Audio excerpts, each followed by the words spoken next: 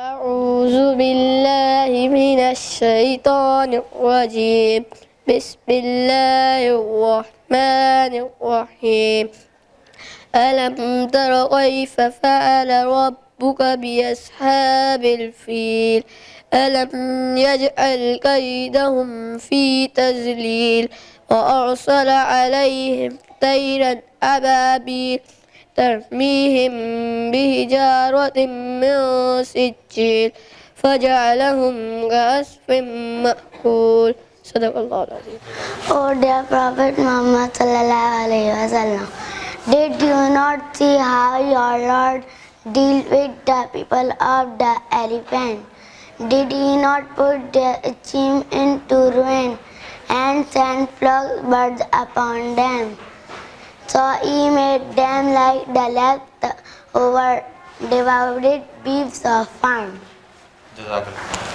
जिसमें रुश्द हिदायत का सामान है, सिर्फ कुरान है, सिर्फ कुरान है।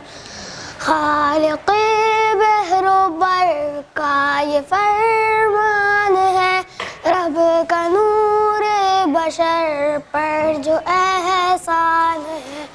हर मुसलमान का जिस पर ईमान है, सिर्फ कुरान है, सिर्फ कुरान है।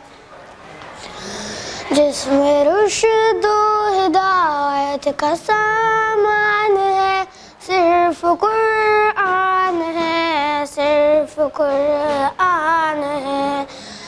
सरवरे अंबिया पर जो नाजिल हुआ, जिससे आसान हर कार मुश्किल हुआ, वो कि जिसका मुखातिब इंसान है, सिर्फ कुरान है, सिर्फ कुरान है।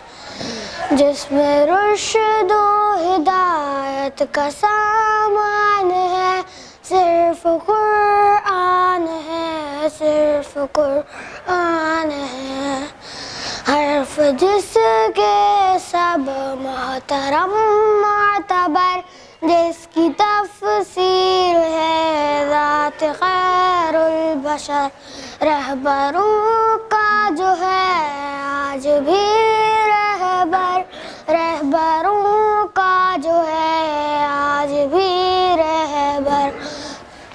मुस्तक़िल रोशनी जिसका उन्वान है, सिर्फ कुरान है, सिर्फ कुरान है।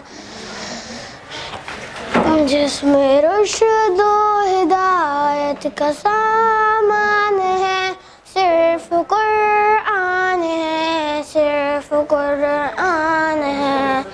रुश्द हिदायत का मंशूर है, जिंदगी का मुकम्मल जो दस्तूर है।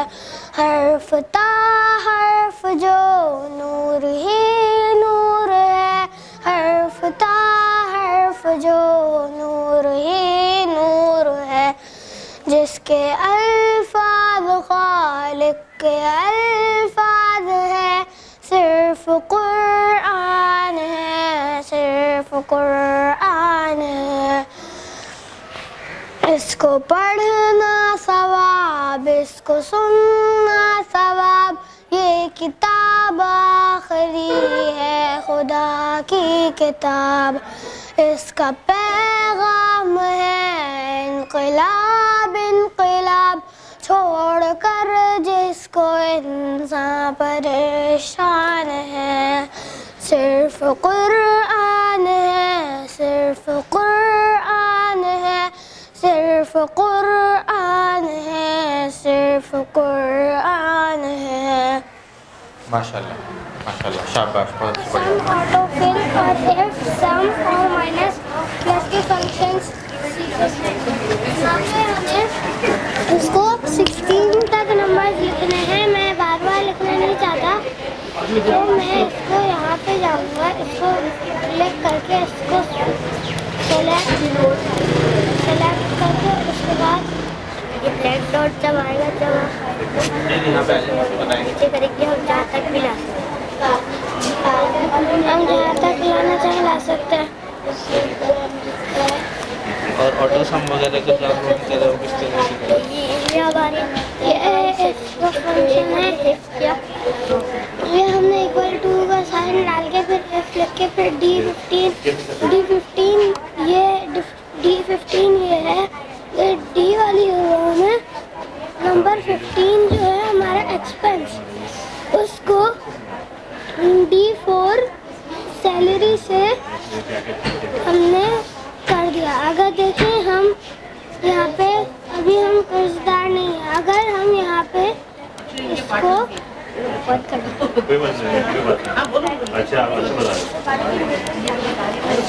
1 लाख 2 लाख से 1 लाख कर देंगे तो यानी हम कर्जदार हो गए 70,000 रुपीज़ के हम कर्जदार हो गए। जब आपकी वैल्यू ब्रैकेट में आती है तो वो ये आपकी जो एक्सपेंसेस हैं आपकी सैलरी से जाते हैं।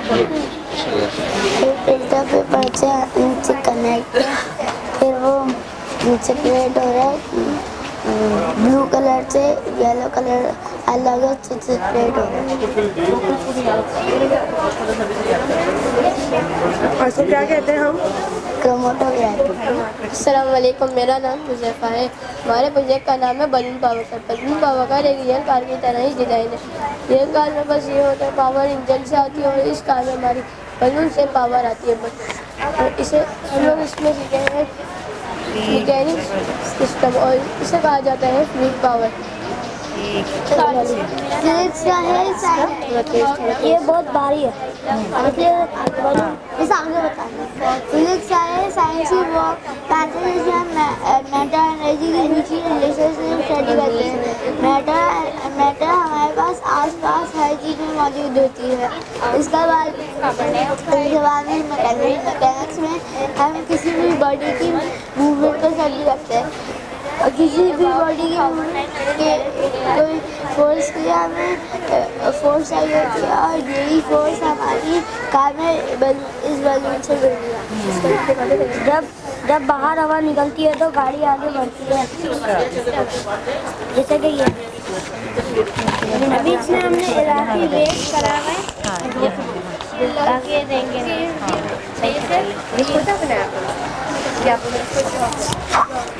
Telling about lungs. Lungs are back-like organs, a body part used for breathing. They are part of a respiratory system. When we breathe out in, they fill with oxygen. When we breathe out in, they release carbon dioxide. An average healthy human breathes about 2,900 gallons air in the 24 hours. Thank you. Human in 206 bones, the axial skeleton and the appendicular skeleton. Vertebral column 26 vertebra, ribs cage 12 pairs, sternum bone, skull 22 bones. Pectoral girdle has two bones, scapula and clavicle. Forelimb consists of humerus, radius and ulna. There are 8 carpal, 5 metacarpal and 14 flanges. 1, 2, 3, 4, 5, 6, 7, 8, 9, 10, 11, 12, 13, 14. इतने से बाद में से 47 bones हैं. The bone consists of 3 bones, ilium, ischium, pubic. इधर देख के बताओ Hind limb consists of femur, patella, tibia, fibula, tarsal, 7 metatarsal, 5 and phalanges, 14. जोर से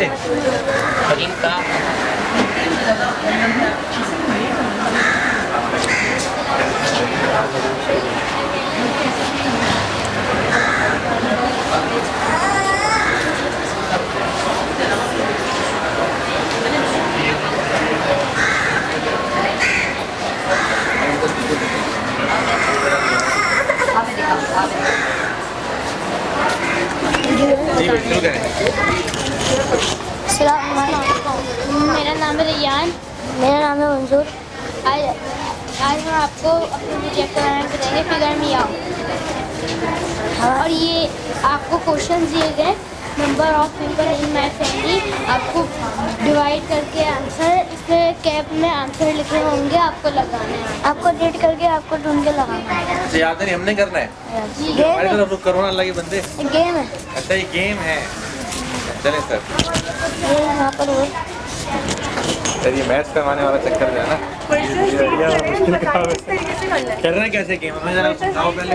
आपको एक क्वेश्चन रीड करना है, इसका आंसर आपको, ये दिमाग रूल भी है इसमें आपको देख के पहले प्लस करें। चलिए बुक्स वाला करते हैं। Number of books in one shelf of our school library 50 + 70, ठीक है अब जी। आपको इसमें कैप में 120 हो गए, उसमें से 15 माइनस कर दिए। हेल्प भी तो करे, किसी को भी नहीं आता, आप दोनों को ही 105 आता है, हमें थोड़ी आता। आपको कैप में आंसर लिखे होंगे, तो कैप में लिखे होंगे, आपको लगाने होंगे। ठीक है ये आंसर। जी ये क्यों सही आंसर? 120 में से 50 माइनस करेंगे तो 105 आएगा। तो नमाज रूल के मुताबिक पहले क्या करना चाहिए? पहले अगर प्लस आ रहा है पहले, और इसमें हम देखेंगे पहले हमें डिवाइड देखना है। डिवाइड अगर नहीं आ रहा तो इसमें डिवाइड को सम नहीं आ रहा तो डिवाइड के आगे जाएंगे। अगर मल्टीप्लाई का आ रहा है तो मल्टीप्लाई से भी आगे जाएंगे। अगर एडिशन आ रहा है तो आपको एडिशन करनी है, फिर आगे जाएंगे। अगर माइनस आ रहा है तो आपको माइनस करनी है। ये दिमाग में graph which is shown by line. Students, we plot points according to the given diagram, then we join the points to make the line. The line on the linear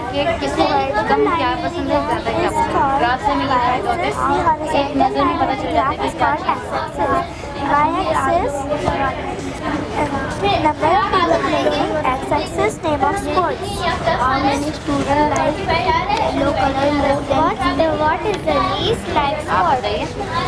ये आपसे पूछ रही हैं कि असल में आपने इतने आंसर बताया, हमें समझ में नहीं आया। अब दोबारा बताओ, कौन सी दो ग्राफ के बारे में बताया आपने? हॉरिजॉन्टल लाइन वाले को क्या कहते हैं? क्या कहते हैं? इतना मुश्किल नाम है। एक्स एक्सिस और वाई एक्सिस कौन सा है?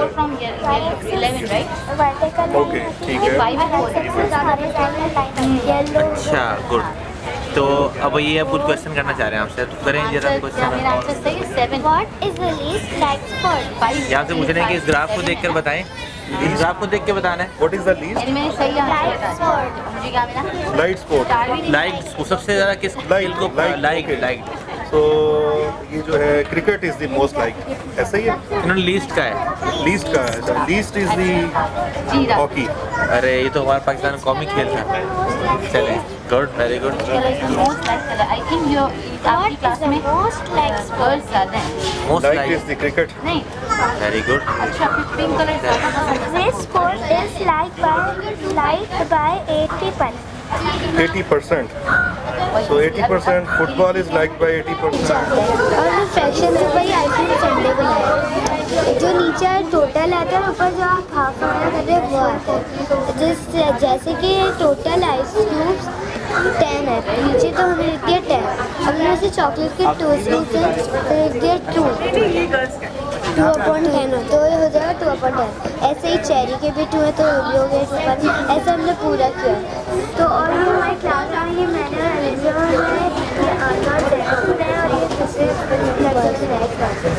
आपको ज़्यादा बताएगी लाइक अनलाइक और मिक्स। लाइक में छोटा नंबर ऊपर आता है जैसे 2 और टोटल नंबर नीचे आता है, ये लाइक हो गया। और अनलाइक में बड़ा नंबर ऊपर आता है और छोटा नंबर नीचे आता है, जिससे फ्रैक्शन नहीं होती।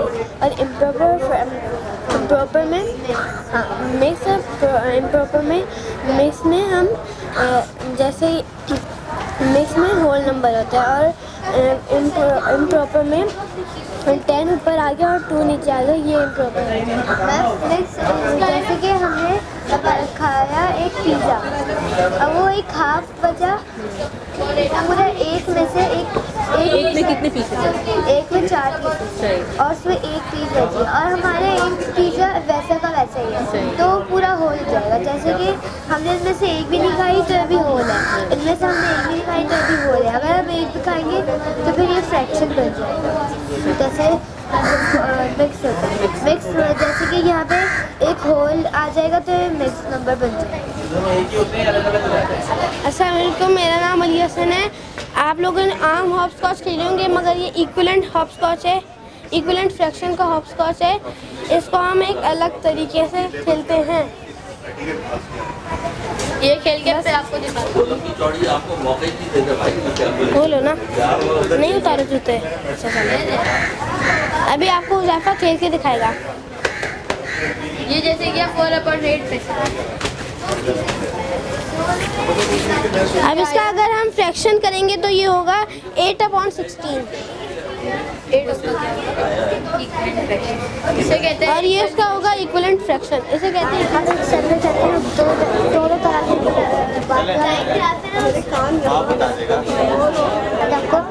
बार ग्राफ के बारे में बताऊँगा। बार ग्राफ ऐसी एक चीज़ है जैसे आप उस पर सर्वे शो कर सकते हैं। जैसे बार ग्राफ में जैसे हमने क्लास 4 से किया था, किसी भी क्लास से कर सकते हैं।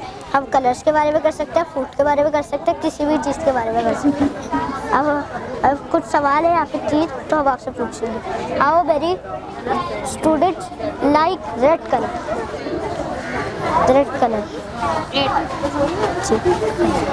How many student like yellow colour more than green colour? 11.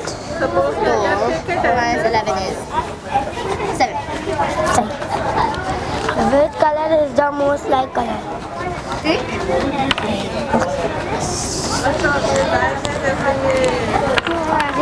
मैं आपको बार ग्राफ के बारे में बताऊंगा। यहाँ पे बर्गर 2 बच्चों को पसंद है तो हम इसको यहाँ रखते हैं तो ये 2 के बराबर हो जाता है। उसके बाद रोल 4 को पसंद है तो इसको रख के 4 के बराबर ही हो जाता है। उसके बाद इन दोनों को मिला के ये 6 के बराबर हो जाता है।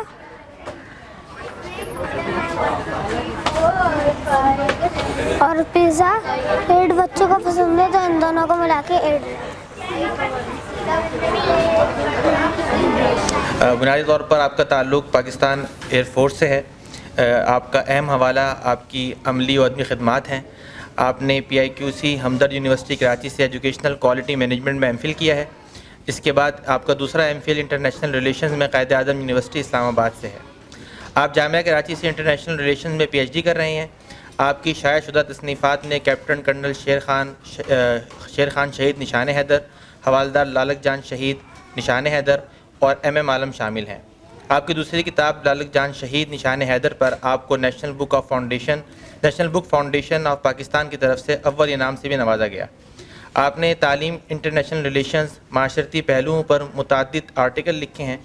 आपका एक आर्टिकल कैम्ब्रिज यूनिवर्सिटी लंदन ने O लेवल्स की दरसी किताब में शामिल किया है। आपकी 100 मौज़ूआत पर मबनी किताब कैफ़े रफ्ता तकमील के मराहिल में है। तालीम, अदब, फ़ौज और माशरत के माहिर हमारे मेहमान को हुकूमत पाकिस्तान की तरफ से इम्तियाज़ी सनद से भी नवाजा जा चुका है। आप आजकल PAF बेस कराची फैसल में तैनात हैं और हमारे दरमियान मौजूद हैं। सर, बहुत शुक्रिया आपके तशरीफ़ लाने का। हम अपने प्रोग्राम को आगे बढ़ाते हैं और सबसे पहले हम यहाँ पर बच्चों ने आर्ट्स के हवाले से कुछ काम किया है, उसका तारुफ मिस हिना करवाएंगी और बच्चे अपनी आर्ट्स की जो बुकलेट्स उन्होंने बनाई हैं वो आपके सामने डिस्प्ले करें। अच्छा, अब आपको हाली हफ्सा के बच्चे अपने आर्ट्स के स्केच बुक दिखाएंगे।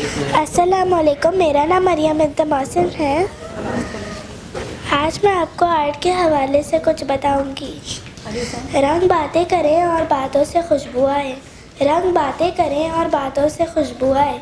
जी बिल्कुल, रंगों की भी अपनी ही एक दुनिया है कि जिसमें इंसान दाखिल होकर हैरान रह जाता है कि कितनी सी चीज़ इतनी बामायने कैसे हो सकती है। जब हम भी अपनी मिस के साथ रंगों की दुनिया में दाखिल हुए तो हम पे इंतशाफ हुआ कि रंग भी बातें करते हैं। तो हमने आपके लिए चंद रंग मुख्तलिफ अंदाज से अपने आर्ट्स बुक में बिखेरे हैं। बकौल शायर, रंग बिखेरे हम बैठे हैं, खुशबू बन के आओ ना। रंग बिखेरे हम बैठे हैं, खुशबू बन के आओ ना। तन्हा बस की बात नहीं, मिलके गुल महकाओ ना। तो आइए देखिए और हौसला अफजाई कीजिए। अब ये तमाम बच्चे अपनी बुक्स अपने पेरेंट्स के पास लेके जाएंगे। आपको 5 मिनट दिए जाएंगे, आप इनकी बुक देख सकती हैं।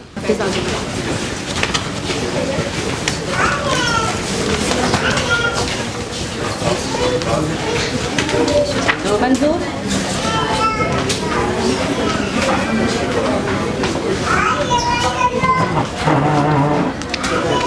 रहमतुल्लाहि व बरकातुहू।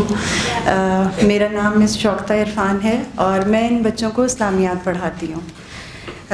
इस्लामियात का जो हमने जो सब्जेक्ट रखा हुआ है, इसका मकसद ये है कि हर सब्जेक्ट की अपनी एक डिमांड होती है। इस सब्जेक्ट की डिमांड ये है कि बच्चों को दीन इस्लाम के मुतालिक मालूमात फ़राहम की जाए और जो इस लेवल में इनको बेसिक मालूमात दी जाती है। और इसका हमारे पास तो ये बच्चे थोड़े टाइम के लिए होते हैं। कोशिश आप वालिदैन को हमें ये करनी चाहिए कि जो बच्चा यहाँ पर पढ़ कर गया है उसका घर में उस पर अमल भी हो। तो इंशाअल्लाह अल्लाह ताला हमारी मदद फरमाए। अब मरियम मॉडरेट करेंगी और आगे जो इस्लामियात का प्रोग्राम है वो आपको मरियम गाइड करेंगी।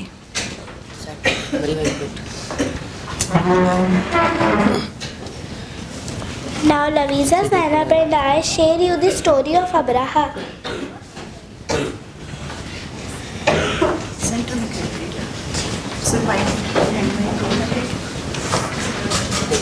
आपकी स्केच बुक आप उनको पकड़ा दीजिए, इसका ओपन कीजिए। कहाँ बना है? हाँ, ये वाला उनको दे दीजिए। Before the birth of our beloved, साथ खड़ी हो जाए। before the birth of our beloved Prophet Muhammad sallallahu alaihi wasallam, an incident took place in Makkah in the month of Muharram. Abraha was a ruler in Yemen. He saw how the Arabs paid pilgrimage to Kaaba, so he made a big temple in Yemen to attract them to instead of Kaaba in Makkah. Abraha led a big army to demolish Kaaba. His army included between 9 to 13 elephants, and he said on the biggest herd. Then he came to Makkah. His elephant laid down and refused to go in the direction of Makkah, but not towards Makkah. Then Allah sent birds among them. The birds had given stones of big lake, which they dropped on the army. The stones falling from the sky killed them all. In this way, Allah protects Kaaba and destroyed enemies of His blessed house. In Egypt, there has come to you from Allah. A new Prophet Muhammad sallallahu alaihi wasallam cleared this book and this Quran. Jabal Nur. There is a mountain named Jabal Nur near the city of Makkah. Jabal Nur means the mountain of light. This is the mountain where the Prophet Muhammad sallallahu alaihi wasallam would climb to the first revelation from Allah. At the top of the mountain, there is a cave named Hira. The Kaaba can be seen clearly from here. When the Quraysh rebuilt the Kaaba, they placed back the idols in it. The Prophet did not like to see people worship the idol. Our Prophet loved for Allah more than anyone in the world. He would frequently go to the cave of Hira to thank Allah and remember Him. He would pray to Him. He would pass the whole month of Ramadan there alone. This continued by many years. Do you know the Quran? Do you know the time in which Quran was revealed is called Shab al-Qadr. Even before the beginning of Prophet Muhammad sallallahu alaihi wasallam, the stones mounted trees would salam to him with these words: Assalamu alaikum ya Rasulullah. Peace salam upon you, O Messenger of Allah. And the participants are Ibrahim, Alishba, Amna, Rayyan, Rafid, Ali, Hussain and Manzoor. Where did the Prophet begin preaching Islam? Where did the Prophet begin preaching Islam? At his home. Shabash, very good.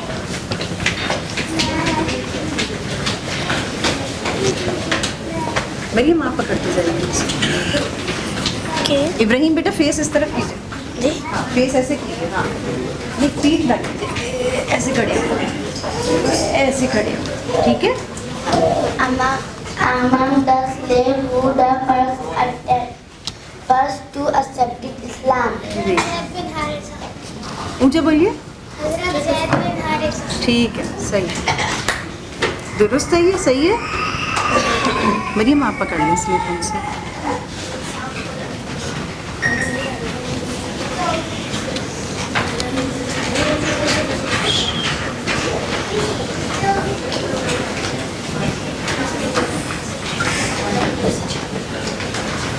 By now you are Sadiq, you are Amin, you always speak truth, who said these words? People of Makkah. हमें दे चल।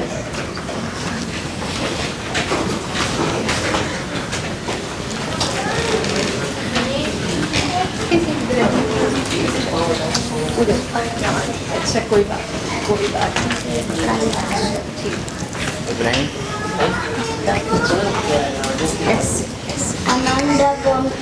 Among the women who the first to accept Islam. हज़रत खदीजा रज़ी अल्लाह तआला अन्हा।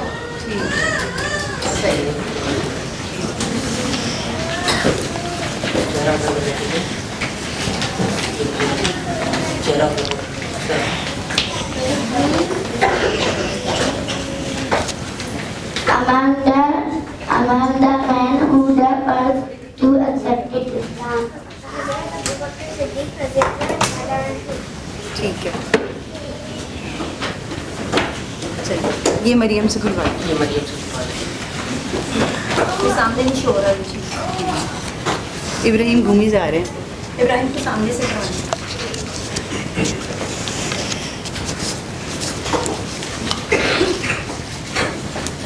Among the children who the first to accept Islam. हज़रत अली रज़ी अल्लाह तआला अन्हु। ठीक है, सही है। Esteemed chief guests, respected parents, dear principal, assalamu alaikum. I am Sadaf Zahra, English facilitator at L2L, and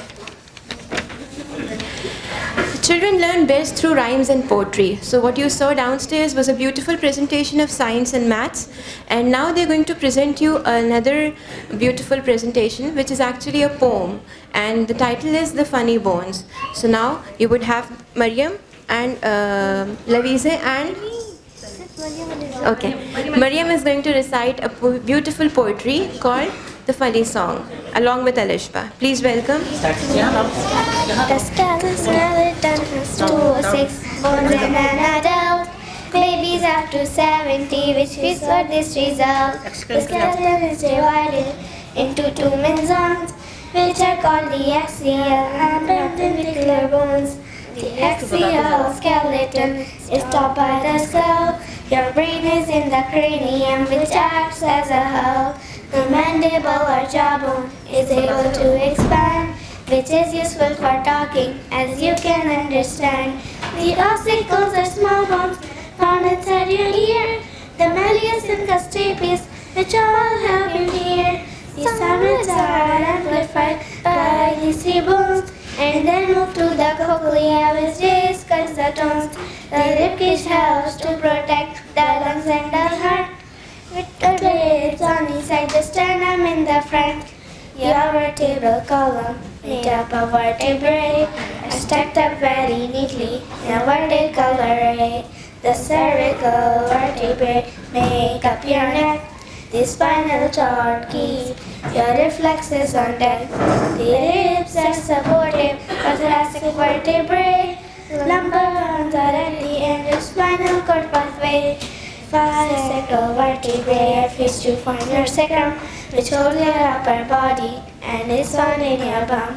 Below it is the coccyx or the tailbone. In humans, the coccyx has not really grown. The appendicular skeleton are 126 bones in shoulders, arms, and legs, as we have here shown. Your scapula, also known as your shoulder blade, next to the clavicle or collarbone is laid. You have 3 arm bones, one above and 2 below. Here they come together to meet at the above. The bones of the forearm are the ulnar and the radius. The humerus is the upper arm. So don't you forget this. You have 54 bones in one hand and one wrist. Of carpals, metacarpals, and phalanges these consist. The proximal, intermediate, and distal phalanges make up your fingers, which you can move with ease. Remember that your hands are where you find the cuddles, and the feet is where you will find all of your tassels. The hip bone can be divided into three. The ilium, ischium, pubis, as you can see. The bones in your leg, well, they are four. The patella is your kneecap, and then there are three more. The tibia and fibula are found below the knee, and the femur is found above it, as we can all agree. There are 52 bones in your ankles and your feet. Once you know the hand bones, these will be a treat. There are the tarsals, metatarsals, and phalanges. Remember that they are proximal, intermediate, and distal. Thank you. Thank you so much, parents, for sharing your morning with our students and taking out the precious time to be here. Your presence here is a source of great motivation, just not for the teachers, but also for our kids who find and look and search for those faces they call their first love, that is the parents. Thank you so much, sir, for your presence here today. We are very grateful that you gave us this time. आज जब सुबह यहाँ आने की तैयारी हो रही थी तो मेरा दिल बहुत मुस्तरब था और काफ़ी सारे जज्बात और इमोशंस जो थे वो आगे पीछे हो रहे थे. उसकी वजह ये थी कि आज का दिन शायद मैं और मेरे बच्चे कभी ना भूल सकें.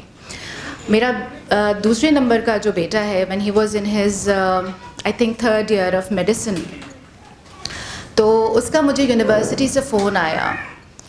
तकरीबन 11:30-12 बजे का वक्त था and he was very disturbed and he said कि यहाँ एक बहुत अजीब सा इवेंट हो रहा है, मुझे नहीं समझ में आ रहा how to respond to it and how to go about. I feel that I am just petrified and frozen with fear and grief and anguish. हुआ ये था कि डेंटल यूनिवर्सिटी, डेंटल कॉलेज जैसे यूनिवर्सिटीज़ में बहुत सारे डिपार्टमेंट्स होते हैं, तो BDS का एक बच्चा था जो कि एग्ज़ाम देने के लिए यूनिवर्सिटी गया और डीन ने उसको मना कर दिया कि तुम्हारी तो अटेंडेंस पूरी नहीं है और तुम्हारे तो कोर्सेज पूरे नहीं हैं, तो you can not sit in the exam. And that student took his life on the campus by spilling petrol on himself and lighting it, and he died. And my son was so disturbed at that time that he called me. I can hear him screaming and in pain, and people around the campus, the teachers, the girls, even some of the male students are fainting with anguish. I don't know what to do. मैं उस वक्त school में थी, यहीं पर थी, on job थी, and I didn't know what to do. I could only hear him talk. मेरे पास अल्फाज नहीं थे उससे बात करने के लिए, उसको सहारा देने के लिए, उसको तसल्ली देने के लिए. I could only feel my face being wet with tears because I could feel the pain of my son at that time and the pain of the rest of the students and the teachers. And then I was thinking about the parents of that student. 3rd year medical school, वहाँ तक पहुँचाने के लिए parents कितनी मेहनत करते हैं. इससे भी छोटी उम्र से हम लोग काविशों में, तगदों में होते हैं कि बच्चों को कहीं अच्छे यूनिवर्सिटी में किसी करियर में लगा दिया जाए. And at that time just because the student wasn't allowed to sit in the exam, he took his life. But यहाँ थोड़ा सा लम्हा फ़िक्रिया है हम सब के लिए कि why weren't the flags raised when there was a problem happening, when the child was missing his courses, when he was being absent, when he was unable to complete his assignments. What was happening? Why the parents were not consulted? बात ये हुई कि अब तो बड़े हो गए हैं, अब तो यूनिवर्सिटी लेवल पे आ गए हैं, अब पेरेंट्स कहाँ से बीच में आएंगे? बच्चे तो अपने ज़िम्मेदार खुद होते हैं. तो बच्चे को क्यों नहीं काउंसिल किया गया, समझाया क्यों नहीं गया, बात क्यों नहीं की गई? तो मेरी बात हुई डॉक्टर वहाब सूरी से, बहुत बड़े आदमी हैं, हमारे उस्ताद हैं, chairman philosophy department Karachi university हैं। उन्होंने कहा सारा मसला ये है कि हमारी पूरी सोसाइटी इमोशनली कॉन्स्टिपेटेड है। हमें नहीं मालूम कि हमें अपने जज्बात का इजहार किस तरह करना है।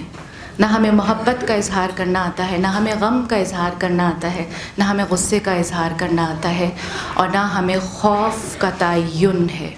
और यही तमाम चीज़ें हम अपने बच्चों में ट्रांसफ़र कर देते हैं। That is why they also become completely emotionally suffocated. इस इदारे में हमारी कोशिश ये है कि बच्चों को एकेडमिक्स के साथ एक ऐसी तरबिया, एक ऐसा एनवायरनमेंट दिया जाए जहाँ पर कि वो अपने आप को भी तो समझें कि कहाँ उनको मदद की ज़रूरत है, और वो मदद मांगने में कोई शर्म महसूस ना कर सकें।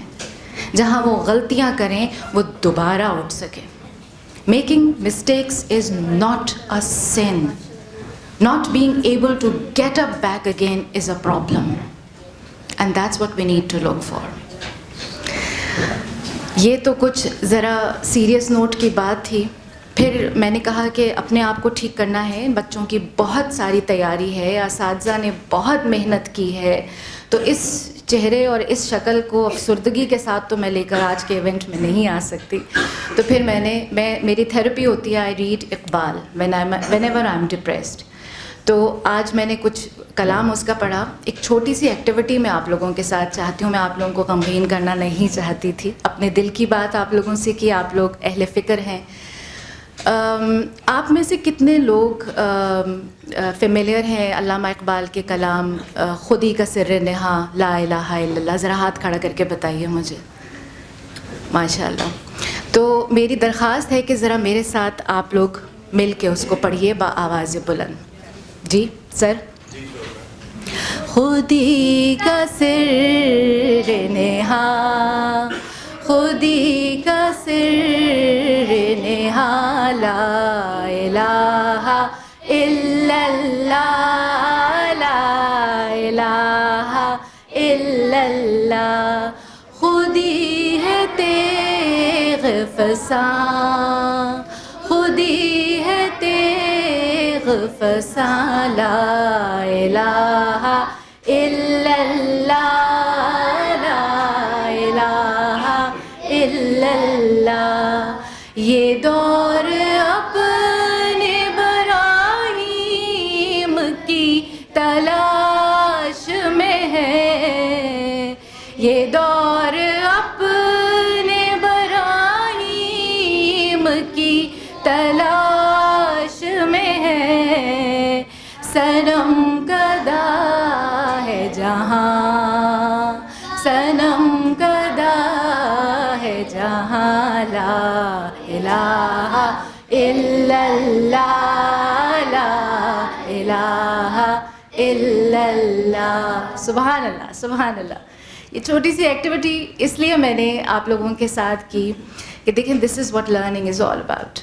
जब मैंने इनिशियली आप लोगों से दरख्वास्त की कि मेरा साथ दीजिएगा, तो एक खौफ की सी, एक तज़ब्ज़ुब का एक जो था वो माहौल हुआ। फिर कुछ लोगों ने आवाज़ निकाली, एक दूसरे को देखा कि कौन गा रहा है, मैं अकेला तो नहीं हूँ या अकेली तो नहीं हूँ गाने में, मेरे बराबर वाले या आगे पीछे वाले कुछ पढ़ रहे हैं।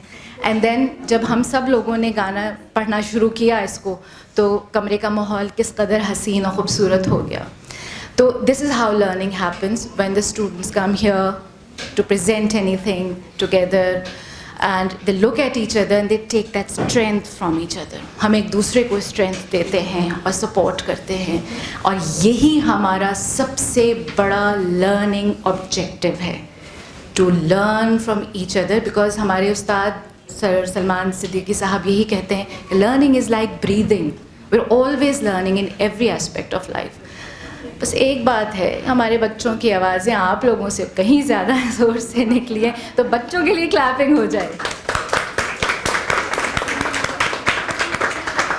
उम्मीद है कि हमारी ये छोटी सी एक्टिविटी हमारी समाअतों पे दस्तक दे सकी हो। आप लोगों का बहुत शुक्रिया। जज़ाकल्लाह। reading wonderful stories throughout this year, and they would now present an act from the similar story. Before they present, I would want to give you a little introduction. The act is prepared from this story called Amelia Jane, the Naughty Again. It is a combination of 13 short stories, and what you would witness now over here would be a scene of a nursery where there are a lot of toys and they are doing some fun activities in the nursery. So Arishba would continue from here.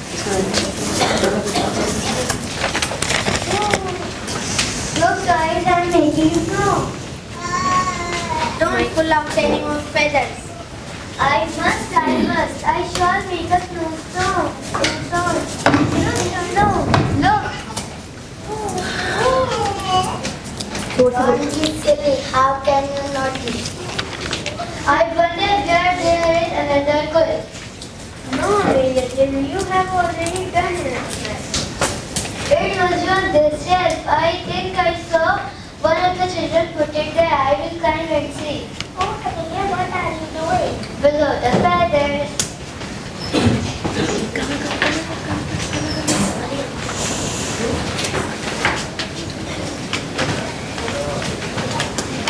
Arishba, read kar.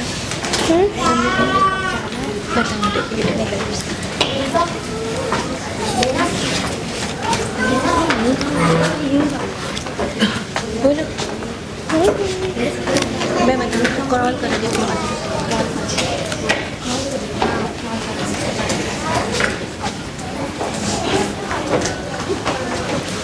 मंजूर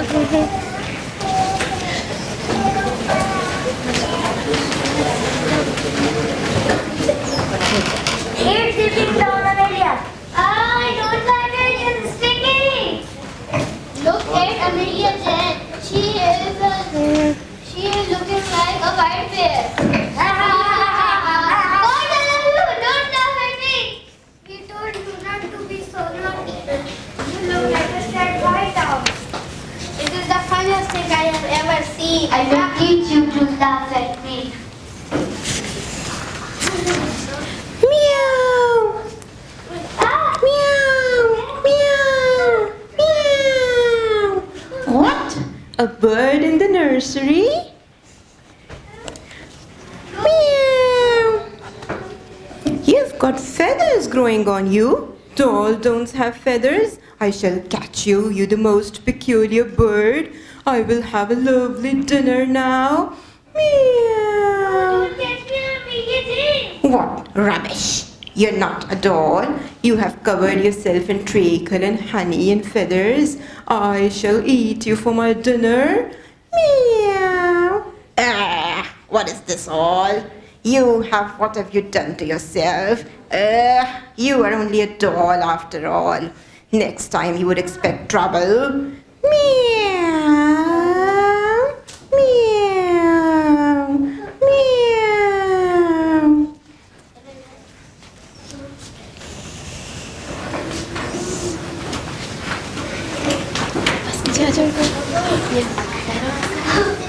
Don't cry, Amelia. Don't cry so much. We will watch and clean you. You must pick up every single one and stuff them all into cupboards and sew up the holes. Do you wear? Yes, very well. I will do it all. I won't be bad again. I'm sorry.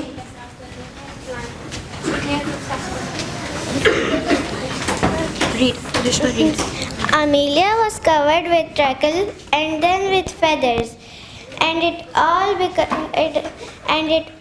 was all because of her own naughtiness. So toys took her to the basin and washed away the treacle. It made her very wet, and she had to dry herself by the fire. Then she had to pick up all the feathers. Nobody helped her because, as the toy soldier said, she really had to learn that she must pay for being naughty. And then Amelia Jane put the feathers back in the quilts and sewed the holes in the quilts. Thank you. Thank you. Thank you. Say thank you. Thank you. They will present you a poem on the feelings. This is actually a feeling song, just as when Miss Sara told that we are emotionally constipated. So from very young age, we make sure that children learn how to not only identify their emotions, but also how to regulate them. So what would you watch now is a wonderful poem on the feelings. So let's sing with them, let's rhyme with them, and let's enjoy with them. I'm a scribble spot. I'm a rainbow of colors, all in one dot. If I get tangled, I know what to do. Spot my feelings and name them too. So many feelings just swirling around, so many feelings that can be found. I practice all the time, practice every day. When the feelings show up, I want to know what to say. I'm feeling yellow, yellow and happy. You can see it on my face. I'm feeling red, red and frustrated. I just need some space. I'm feeling sad, sad and blue. I was just sad. I'm feeling pink, pink and loved by the note just said. Thank you. I'm a scribble spot. I'm a rainbow of colors, all in one dot. If I get tangled, I know what to do. Spot my feelings and name them too. How are you feeling? I'm feeling peaceful and green, the way I like to be. I'm feeling orange and confident, I believe in me. I'm feeling grey and worried, I'm not sure, I'm scared. So many emotions, but I feel prepared. Because when I get a feeling, I say, can you make your feeling too? Can you do the same? I'm a scribble spot. I'm a rainbow of colors, all in one dot. If I get tangled, I know what to do. Spot my feelings and name them too. Children have been reading English along with geography. This is their integrated project in which they have made a booklet called Me in the World. So now Hashir would come up here with his booklet and present you what have been they doing. Assalamu alaikum. Today we will showing you our English project. It is related to our English project. Related to our English project. Where in the world? This is world map showing world continents. We are in Pakistan, Continent of Asia, Pakistan, then Sindh, and then Karachi. And this is me. Meat and Showing the map. This is meat and showing the map. And I'm going from home to L2L Academy. I'm going to from L2L Academy. Thank you. Mariam and Laviza. Let's welcome them with a clap, parents. Assalamu alaikum. My name is Mariam bint Mohsen, and today I will tell you about Sinkin poem. The first word of Sinkin poem is a noun. The second line has 2 verbs. And the third line has 3 adjectives. The fourth line has 4 words related to the topic, and the fifth line has 1 word that's the synonym of the topic.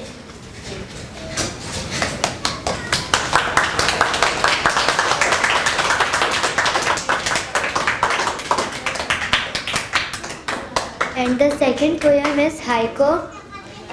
It is the form of the Japanese poetry. The haiku has 3 lines.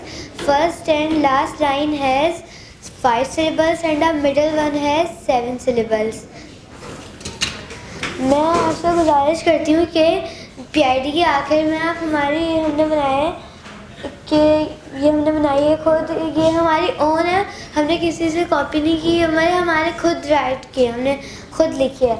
अब मैं गुजारिश करती हूँ जब PID ख़त्म हो जाए तो आप हमारे सॉफ्टवेयर पे ये हमारी देखें और फिर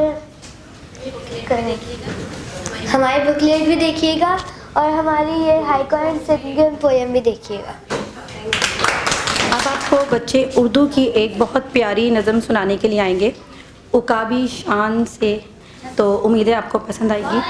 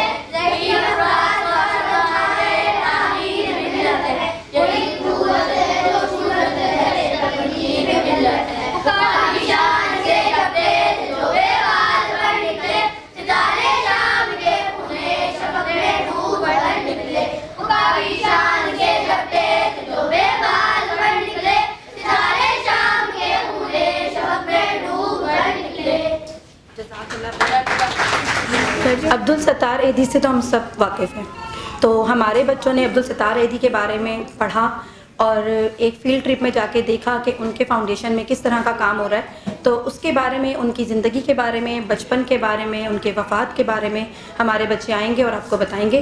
तो सबसे पहले एक गेटअप है जो ज़ैफ़ा ने अब्दुल सत्तार एदी का लिया है, तो ज़ैफ़ा आप बैठें और राफिद आपको अब्दुल सत्तार एदी के बारे में चंद बातें बताएंगे। मेरा नाम मोहम्मद राफिद है। आज मैं आपको जिस शख्सियत के बारे में बताऊंगा उनका नाम अब्दुल सत्तार एदी है। उनका कहना है इंसानियत का कोई मजहब नहीं। अब मैं दावत दूंगा अली हसन को और अलिशबा को कि वो आएँ और उनके बारे में चंद बातें बताएं। सेंटर में खड़ो सेंटर में खड़ो माइक सर माइक दे दें।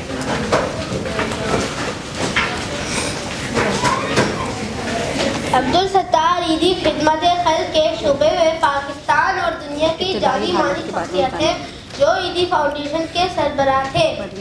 एदी फाउंडेशन की शाखें तमाम दुनिया में फैली हुई हैं। उनकी बीवी मोहतरमा बिल्किस एदी फाउंडेशन दोनों को 1986 में अवामी खिदमत के शोबे में रामून मार्क्से का अवार्ड नवाजा गया। Thank you. साहब का कहना है कि मेरा मजहब इंसानियत पसंदी है जो दुनिया के हर मजहब की बुनियाद है। एदी की जिंदगी का मकसद लोगों से प्यार करना और जरूरतमंदों की मदद करना है। एदी साहब ने 4 असूल अपनी जिंदगी गुजारने के लिए अपनाए: सादा जिंदगी, वक्त की पाबंदी, मेहनत, एहतियात। कहते थे मैं आम आदमी के दुखों के लिए काम करता हूँ जिस पर मुझे फख्र है और हमेशा करता रहूँगा। और मज़ीद ईसा कहते हैं ये, अपने दिलों को खोलो और मखलूक के खुदा को देखो, इनकी हालत ज़ाहिर में तुम्हें खुदा दिखाई देगा।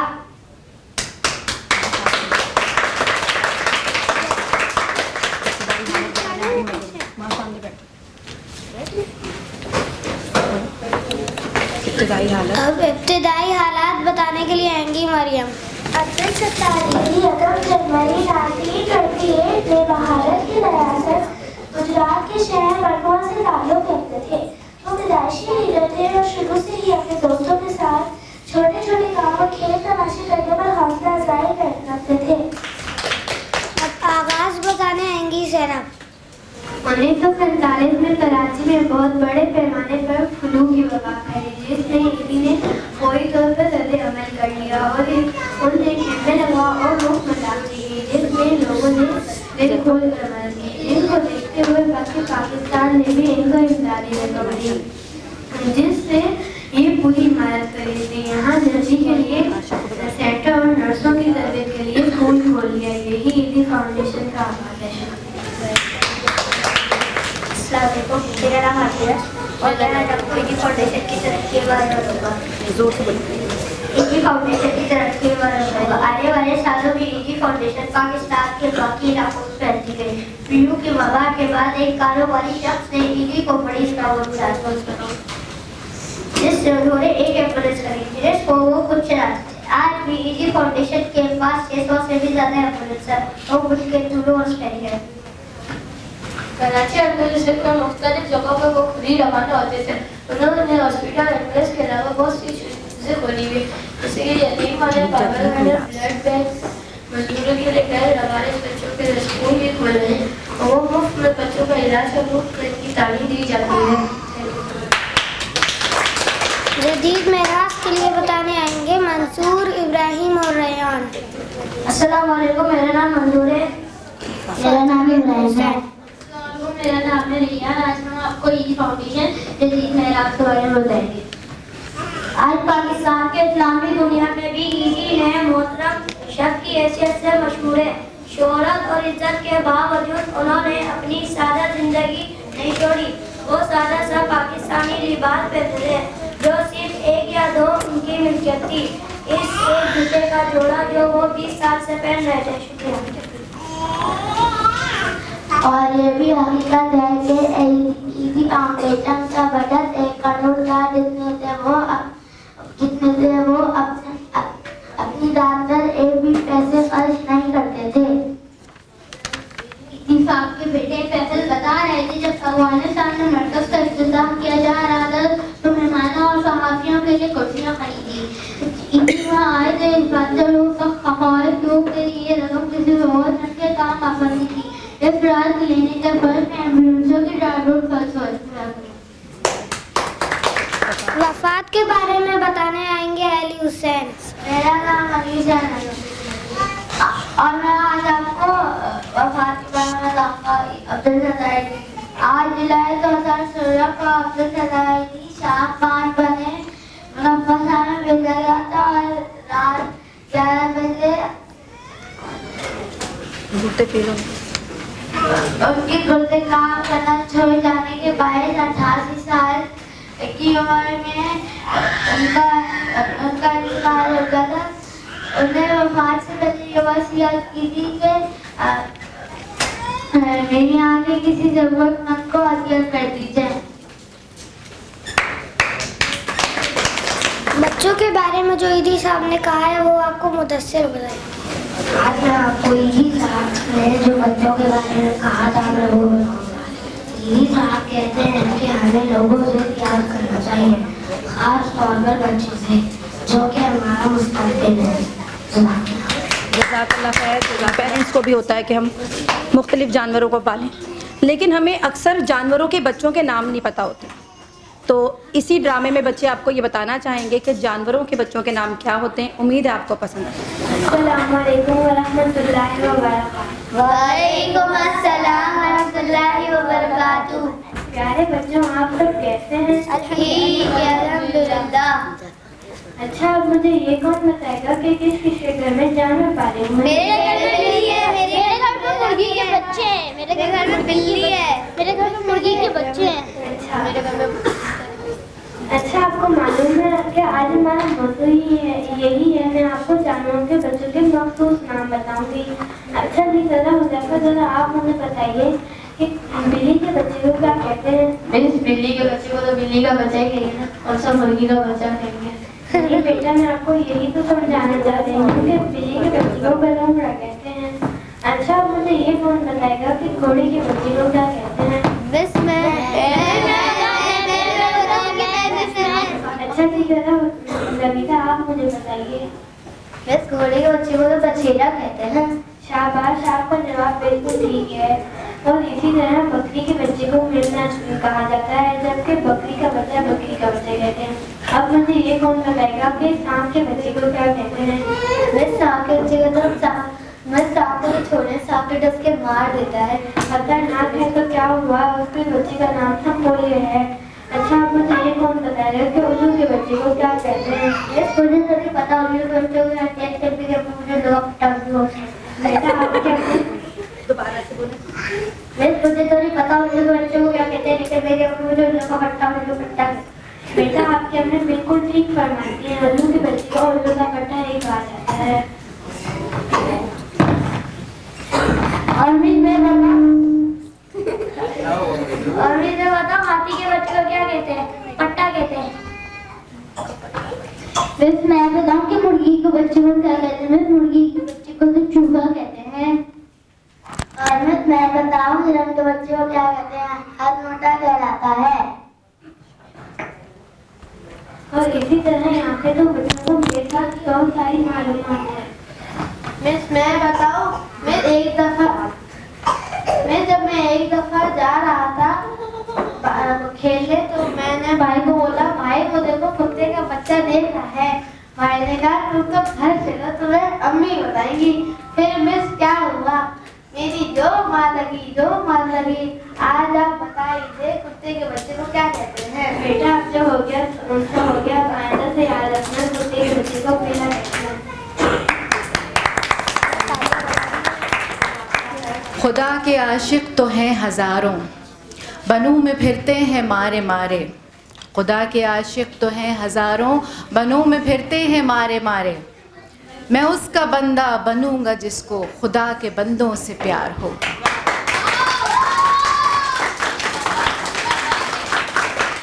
हमारे यहाँ माशाल्लाह बच्चों में शायरी का ज़ौक़ है, आपको अंदाज़ा हो गया होगा। मैं जिस सेगमेंट की अनाउंसमेंट करने जा रही हूँ, उसके लिए थोड़ी सी तमहीद है कि कैंटीन ड्यूटी जो है वो L2L एकेडमी का एक ख़ास फ़ीचर है, जो कि सिर्फ़ एक एक्टिविटी नहीं है जिसमें कि बच्चों को चंद बच्चों को घर से कुछ प्रिपेयर करके लाकर यहाँ पे सेल करना होता है।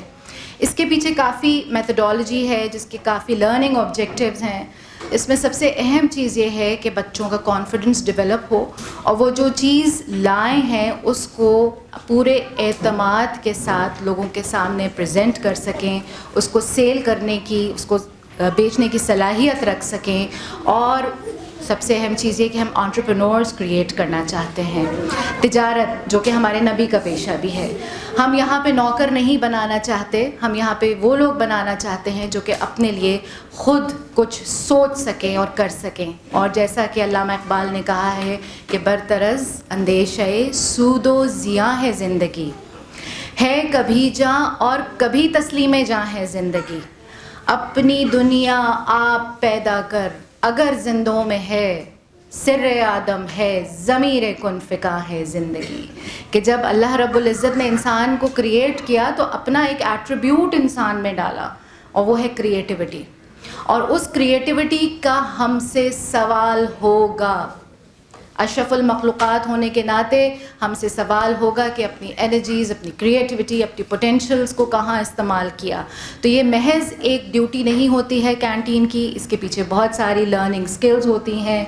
इंटरपर्सनल, इंट्रापर्सनल, और इसमें हमारी तमाम वालिदैन से दरख्वास्त होती है कि इसको अप्रिशिएट करें और अपने बच्चों को ख़रीदारी के मराहिल से लेकर के प्रेजेंटेशन तक सपोर्ट करें, अपने साथ दुकान में लेके जाएं, उनको मुख्तलिफ़ प्राइस वेरिएशंस के बारे में समझ दें, फिर कितनी क्वांटिटी होनी चाहिए कितने लोगों के लिए, और अगर इसमें कहीं उनको घाटा भी हो जाए तो फ़िक्र ना करें, क्योंकि अभी 1000, 1200, 1500 का घाटा मुनासिब है, बजाय इसके कि बड़े होकर करोड़ 2 करोड़ का नुकसान कर बैठें। अक्सर दफ़ा मैंने बाज़ार में देखा है ख़वातीन और कई हज़रात से भी कि वो अमरूद वाले से कह रहे हैं 1 दर्जन अमरूद दे दो, केले वाले से कह रहे हैं 1 किलो केले दे दो। तो ये गलतियाँ हमसे इसलिए हो जाती हैं कि हमने उस ज़माने में वो यूनिट्स नहीं सीखे जिस वक्त हम अपने मैथ्स पढ़ रहे होते हैं, क्योंकि वो हम सिर्फ मैथ्स की किताब में कॉपी के सम्स करके हल करते हैं। जब हम अमली ज़िंदगी में आते हैं तो हमें वो कनेक्शन याद नहीं रहता, और इसके अलावा भी बहुत सारे मसाइल हो जाते हैं अकाउंट्स के अंदर। तो ये वो लर्निंग एलिमेंट्री स्टेजेस हैं जो कि बच्चों के कॉन्सेप्ट्स को क्लियर करेंगी, क्योंकि अचानक हम महीने का सौदा बनाने बैठेंगे तो इसी तरह के ब्लूपर्स का सामना होगा, और बाज़ार में वैल्यू फॉर मनी कैसे आएगी। हम एज पेरेंट्स हम इस बात का बहुत गिला करते हैं कि हमारे बच्चों को तो एहसास ही नहीं है, खिलौने दिलाओ तोड़ देते हैं, या इनको एहसास नहीं है। हमारे वालिदैन तो हमें महंगी महंगी चीज़ें नहीं दिलाया करते थे, हमारे पास इतने रिसोर्सेज नहीं होते थे। तो तब इसलिए था कि हमें एक एक पाई की अहमियत का अंदाज़ा था कि अगर हम 1 रुपए की आइस लॉली मांग रहे हैं तो वो अब्बा के पास या अम्मा के पास इतने पैसे हैं कि दिलाएंगे कि नहीं दिलाएंगे। तो ये कदर जो है कि कमाने वाला बाप जो रगड़ रहा है अपने आप को, और घर के इंतज़ाम को देखने वाली, दिन रात एक करने वाली माँ, इस पूरे प्रोसेस में कितनी मेहनत लगा रहे हैं। तो जब तक ये उस एक्सपीरियंस से नहीं गुजरेंगे उसको अप्रिशिएट नहीं कर सकते हैं। आज ये पूरी तमहीद आप लोगों के सामने इसलिए पेश की कि हमने कुछ अरसा पहले महसूस किया कि काफ़ी फ़ुक़दान है इस बात की अहमियत के अंदाज़े के लिए कि कैंटीन ड्यूटी का मकसद क्या है, क्या मकसूद है उससे। तो हमने अनाउंस किया कि ग्रुप वाइज कॉम्पिटिशन्स होंगे, कि जिस ग्रुप के घरों से पूरे ग्रुप, सिर्फ 1-2 बच्चे नहीं, कैंटीन ड्यूटी अच्छी आएगी तो उस ग्रुप को फिर हम सेशन के एंड पे इस तरह के इवेंट में कुछ एप्रिसिएशन के लिए करेंगे, और वो एप्रिसिएशन का ताज जो है वो वालिदैन के सर जाएगा। तो मेरी गुजारिश है, पहले यहाँ पर मदर्स आ जाएं स्टेज पे, हम आपको ट्रॉफ़ी देना चाहते हैं बिकॉज द हाली groups parents one. Clap for your parents.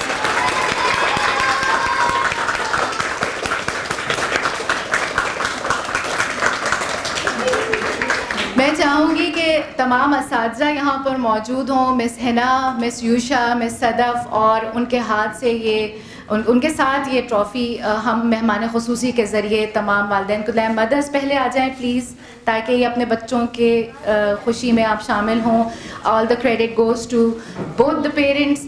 वालदाओं के बाद फिर हम वालिद हज़रात को बुलाएंगे। मैं हमारे मेहमान ख़ुसूसी से गुजारिश करूँगी कि ये ट्रॉफ़ी मदर्स के लिए। बच्चे भाई आप लोग भी आइए ना, आप लोग यहाँ सामने आ जाइए, हाँ यहाँ बैठ जाइए आप लोग।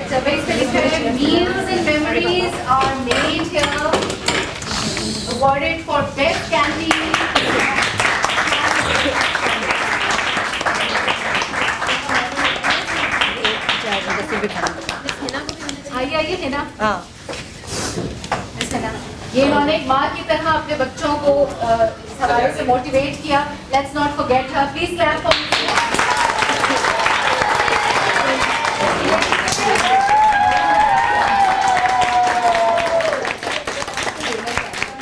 The students want to maintain this trophy for the next term as well. We have to present another superb canteen duty in front of the rest of the school if you want to maintain this trophy. Miss Hina. और thank you so much everybody. अब मैं हमारे मेहमान ख़ुसूसी को दरख्वास्त दूंगी कि वो अपने तासुरात का इजहार करें आप लोगों की भरपूर तालियों में। बिस्मिल्लाहिर्रहमानिर्रहीम। आज के दिन सबसे पहले मैं बेसिकली 3 डिफरेंट सेगमेंट्स में आप लोगों से मुखातिब हूँगा। और सबसे पहले मैं इन बच्चों से बात करूंगा क्योंकि ये आज इनका दिन है सॉरी। और हम सब लोग जितनी भी एफर्ट्स कर रहे हैं, हमारा फोकस यही बच्चे हैं। और इन बच्चों ने जितनी अच्छी performance starting from all the projects जो हमने शुरू में देखे, खा वो मैथ्स के हों, इंग्लिश के हों, किसी भी तरह से वो जो साइंस के प्रोजेक्ट्स हों, सब में इन बच्चों की जो मेहनत थी, इन्वॉल्वमेंट थी, इन बच्चों का जो एक एंथुसिज्म था, वो माशाल्लाह कमाल था। और तमाम बच्चे, खा वो मरियम हो, खा वो इब्राहीम हो, खा वो राफत हो, मंजूर हो, सब लोगों ने, मुदस्सिर हो, बहुत सारे बच्चों के नाम मुझे याद नहीं, और ज़ैनब हो, तो ये सब बच्चे माशाल्लाह हर जगह प्रोमिनेंट थे। तमाम बच्चे, मुझे सबके नाम उस तरह से अब याद नहीं, लेकिन ये है कि ये एक्टिविटी क्यों की जा रही थी, इसका पर्पस क्या था। इसका पर्पस सिर्फ एक ही है कि आपको सोसाइटी के एक फुली फंक्शनिंग पर्सनैलिटीज़ बनना है, मुआशरे के फ़ाल मेंबर्स बनना है। फ़ाल मेंबर से मुराद ये नहीं है कि सब ने बहुत आला ओहदे लेने हैं। सब ने अपनी अपनी जगह पे अपना रोल प्ले करना है, अपना किरदार अदा करना है। वही किरदार जो आज आपने यहाँ पे परफॉर्म किए हैं, खा वो अब्दस्तार ईदी हों, खा वो कोई भी नाम आपने लिया, खा वो कोई भी किसी साइंटिस्ट का नाम लिया, किसी इंजीनियर का नाम लिया, सोसाइटी के किसी फंक्शनल मेंबर का नाम लिया, आपने फ्यूचर में जाके ये सारे रोल प्ले करने हैं और प्रैक्टिकली करने हैं। और ये सारा आपसे जो एक्सपेक्टेशन है, इसके बैकग्राउंड में जो सेकंड जो एक टीयर जिनसे मैं बात करना चाहूँगा वो पेरेंट्स हैं। वालिदैन की तरफ मैं उसके बाद में आऊँगा। देखिए, हमारे घर में 1, 2, 3 बच्चे होते हैं, हमारे लिए कितना मुश्किल होता है कि उनको मैनेज करना, उनके साथ इन्वॉल्व होना, एक एक बच्चे की ख़ासियतों, खसलतों, उसकी आदत से वाकिफ़ होना कितना मुश्किल होता है हमारे लिए कि हम उस बच्चे को उस अंदाज में लेके चलें।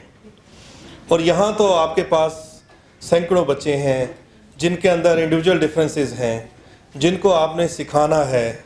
लर्निंग इज़ बेसिकली टेम्परेरी और permanent change in the behaviour, वो आपका ऑब्जेक्टिव है, प्राइम ऑब्जेक्टिव है। उस ऑब्जेक्टिव को आपने अचीव करना है। कैसे करना है? आपके बैकअप माइंड, आपकी अपनी नीड्स भी चल रही हैं, अपनी फैमिली भी है, अपने बच्चों की फ़िक्र भी है, अपने घर के मामलात भी हैं, लेकिन आपके लिए ये बच्चा इम्पॉर्टेंट है। सबसे इम्पॉर्टेंट इस टाइम पे यही बच्चा है। तो इसलिए मैं चाहूँगा कि इन टीचर्स को आप अप्रिशिएट करें। इनका जो किरदार है कि अपनी ज़िंदगी के तमाम मामलात से वो मावरा होके इन बच्चों पे फोकस होते हैं। जब वालिदैन घर में अपने मामलात में बिज़ी होते हैं, कोई ऑफिस में है, कोई घर में है, उस वक्त बच्चे इनके पास आपकी अमानत होते हैं और ये इस अमानत को बखूबी निभाते हैं। तो इसलिए मैं चाहूँगा कि इन टीचर्स के लिए आप इनको अप्रिशिएट करें, इनके लिए आप बहुत अच्छे अंदाज में क्लैपिंग करें और इनको अप्रिशिएट करें।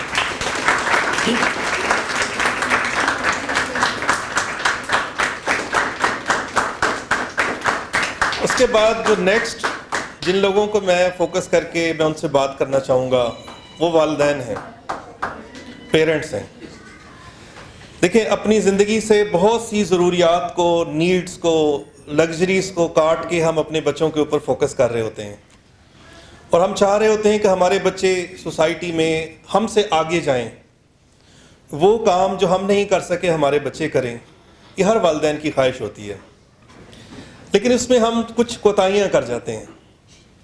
वो कोताहियाँ क्या हैं कि हम बहुत सारे कंपैरिजन्स में चले जाते हैं कि फ़लाँ का बच्चा तो इस तरह है, मेरा बच्चा ऐसा क्यों नहीं है, फ़लाँ ने तो इतने मार्क्स ले लिए, मेरे बच्चे ने क्यों नहीं लिए।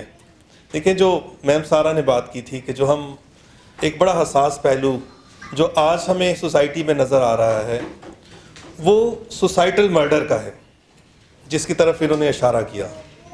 हम अपने बच्चे को उस कंपटीशन में डाल देते हैं जहां हम उससे वो एक्सपेक्ट कर रहे होते हैं कि जो वो बच्चा करने के अहल नहीं होता। एक चीज़ होती है लर्निंग डिफ़िकल्टीज़, वो तो ये टीचर्स उसको ओवरकम कर लेंगे, वो मुश्किलात हैं सीखने में। एक लर्निंग डिसेबिलिटीज़ होती हैं वो बियॉन्ड होती हैं, उसको किसी और तरीके से कैटर किया जा सकता है। इसी तरह से जैसे मैं अगर देखूं तो अगर मैं अपने बच्चे के लिए ये ख्वाहिश करता हूं कि मैं उसको डॉक्टर बनाऊं, लेकिन ये ज़रूरी नहीं है कि उसके अंदर वो एबिलिटी हो। वो एक बहुत अच्छा बिजनेसमैन बन सकता है, बिजनेस वूमेन हो सकता है, वो एक बहुत अच्छा या अच्छी टीचर हो सकती है या हो सकता है बहुत अच्छा एक सोसाइटी का दूसरा मेंबर हो सकता है किसी भी अंदाज में। तो ये चीज़ हमने बच्चों पे छोड़नी है। ये चीज़ बच्चों पे कैसे छोड़नी है कि हमने बच्चों को मौका देना है कि वो आपसे एक्सप्रेस कर सकें कि मेरे अंदर अल्लाह ने कौन सी क्वालिटीज़ सबसे डोमिनेंट रखी हैं, मैं ये बन सकता हूँ। मैं आप मुझे बनाएंगे तो मैं एक रोबोट बनूंगा, मैं खुद बनूंगा तो मैं इंसान बनूंगा, एक जीता जागता फीलिंग्स वाला इंसान, जिसकी फीलिंग्स को, जिसके जज्बात को मैं खुद सबसे पहले समझ सकता हूँ, क्योंकि ये मेरा सेल्फ है। मैंने इस सोसाइटी में रहना है आगे, और मैंने सोसाइटी में फिट रहना है, मिसफिट नहीं रहना। ये वो चीज़ है आपने अपने बच्चों के अंदर एक्सप्लोर करनी है, ढूंढना है वो कितना अच्छा आर्टिस्ट बन सकता है, कितना अच्छा वो पोएट बन सकता है, कितना अच्छा वो एक सोसाइटी का फंक्शनिंग मेंबर बन सकता है। तो ये इस चीज़ को आपने कंपैरिजन्स में नहीं जाना, आपने बच्चे की जो होलिस्टिक पर्सनैलिटी है, जो उसके अंदर जो स्किल्स हैं, उनको आइडेंटिफाई करना है। हो सकता है हमने अपने बच्चे को मौका ही ना दिया हो। जैसे मैं एक मिसाल देता हूँ कि मेरी माशाल्लाह 3 बेटियाँ हैं। जो दरमियान वाली बेटी है, अब वो शुरू में स्कूल में उसने एक दफ़ा एक सॉन्ग गाया, फिर दरमियान में बहुत सी पढ़ाई गैप आ गया, जिसमें कोविड आ गया, बहुत सी चीज़ें आ गई, को करिकुलर एक्टिविटीज़ रही ना। अच्छा, अभी रिसेंटली ये 16 दिसंबर को 15 दिसंबर को वो घर में एक नगमा गुनगुना रही थी, तो मैंने वो टेरेस में बैठी थी, मैंने वो सुन लिया, तो मैंने उसको बुलाया, मैंने कहा बेटा आप क्या गुनगुना रही थी? उसने वो मुझे गा के सुनाया। अच्छा, मुझे इतना अच्छा लगा कि मैंने फ़ौरन उसकी इंस्ट्रूमेंटल टोन निकाली और साथ मैंने उसको कहा बेटा गाएं आप। अब मैंने उसका जो म्यूज़िक एडजस्टमेंट थी कि मैं मोबाइल एक नीचे कर लेता, एक ऊपर कर लेता, एक रिकॉर्डर था, वो मैंने रिकॉर्ड किया। बिलीव मी कि मैं जब अपने ऑफिस जा रहा होता हूँ, कहीं आगे पीछे हूँ, कमरे में अकेला बैठ के उसको सुन रहा होता हूँ। ये वो प्लेजर है जिसको मैं समझता हूँ मैंने 2-3-4 साल उसकी लाइफ से माइनस कर दिया, उसके स्किल को मैंने मौका नहीं दिया। ये हमने आइडेंटिफाई करना है। हमारा बच्चा हमारे साथ सबसे ज़्यादा करीब होता है और ज़्यादा वक्त गुजारता है। जितना टाइम टीचर्स के साथ होता है, ये बेस्ट उसको पॉलिश करते हैं, उसको ग्रूम करते हैं, उसको सोशली एडजस्ट करते हैं सबके साथ। ये वो काम है जो अपने घर में हम नहीं कर पाते। इन बच्चों के साथ एक सोशल एडजस्टमेंट और लर्निंग के बारे में ये वालिदैन ज़रूर याद रखें कि learning is not filling a bucket, it is igniting a fire. आपने उनके अंदर जो अर्ज है, जो स्किल्स हैं, कैपेबिलिटीज़ हैं, आपने उनको जस्ट थोड़ी सी एक उसको इनिशिएशन देनी है, उसके बाद उन्होंने आगे फर्दर उसको ग्रूम करना है, डेवलप करना है। तो thank you very much. Today is a very blessed day, very good day in my life amongst these future generations. जो हमारा फ्यूचर है, हम सबका फ्यूचर है। अल्लाह ताला इन पे अपनी रहमतों का साया हमेशा दराज रखे। थैंक यू, बहुत शुक्रिया।